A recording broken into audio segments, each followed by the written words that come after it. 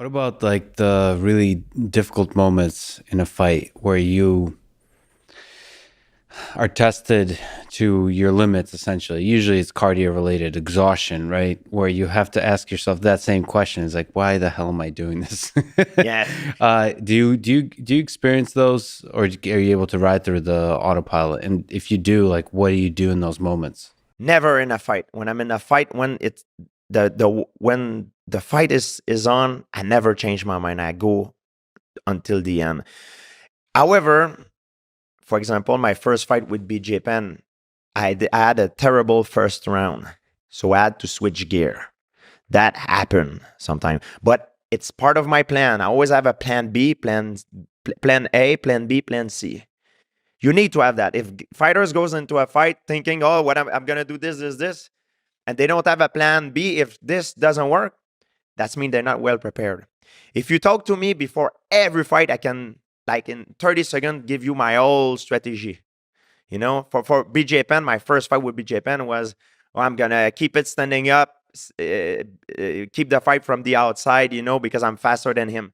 Then the fight with BJ Penn start. I found out that I was not faster than him, and I found out that his reaction time was better than mine. So I got beat up the first round, and I had a bloody nose and everything. So my plan B was, now I'm gonna wrestle him. I'm gonna wrestle him and make him tired and trying to put him down. And that's how I beat him, because I switched gear.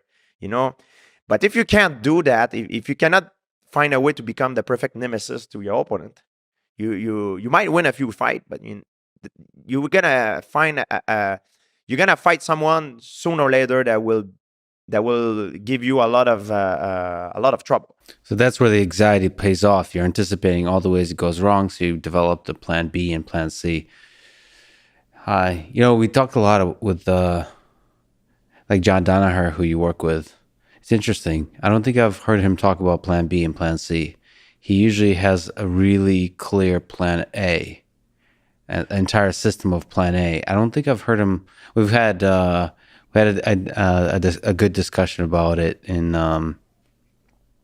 over some cheeseburgers, and he was kind of espousing the value of mastering escapes.